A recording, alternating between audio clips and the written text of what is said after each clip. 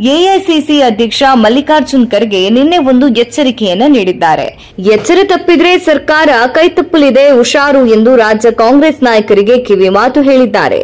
ಎಐಎಸಿಸಿ ಅಧ್ಯಕ್ಷ ಖರ್ಗೆ ಅವರು ಕಲಬುರಗಿಯಲ್ಲಿ ನಿನ್ನೆ 216.53 ಕೋಟಿ ವೆಚ್ಚದ ಸೂಪರ್ ಸ್ಪೆಷಾಲಿಟಿ ಆಸ್ಪತ್ರೆ, 6.20 ಕೋಟಿ ವೆಚ್ಚದ ಬ್ರಾಖಿಥೆರಪಿ ವಿಕಿರಣ ಚಿಕಿತ್ಸೆ ಘಟಕ ಉದ್ಘಾಟನೆ ಹಾಗೂ 12 ಬೃಹತ್ ಮೊತ್ತದ ವಿವಿಧ ಕಾಮಗಾರಿಗಳಿಗೆ ಅಡಿಗಲ್ಲು ಹಾಕುವ ಕಾರ್ಯಕ್ರಮವಿತ್ತು.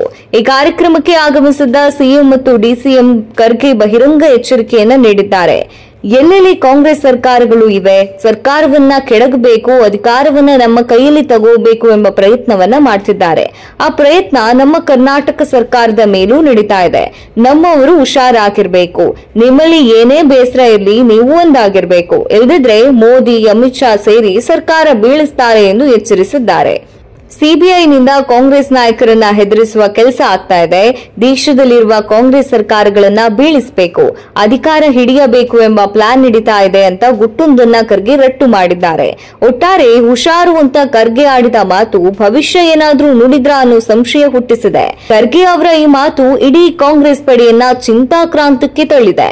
ರಾಜ್ಯದಲ್ಲಿ ಕಾಂಗ್ರೆಸ್ ಸರ್ಕಾರ ಬೀಳಿಸಲು ಪ್ರಧಾನಿ ಮೋದಿ, ಅಮಿತ್ ಶಾ ಪ್ಲಾನ್ ಮಾಡ್ತಿದ್ದಾರೆ. ಹುಷಾರಾಗಿ ಒಗ್ಗಟ್ಟಾಗಿರಿ ಅಂತ ಖರ್ಗೆ ಹೇಳಿದ ಕಿವಿ ಮಾತು ಹಸ್ತಪಡಿಯನ್ನ ಜಾಗೃತಗೊಳಿಸಿದೆ.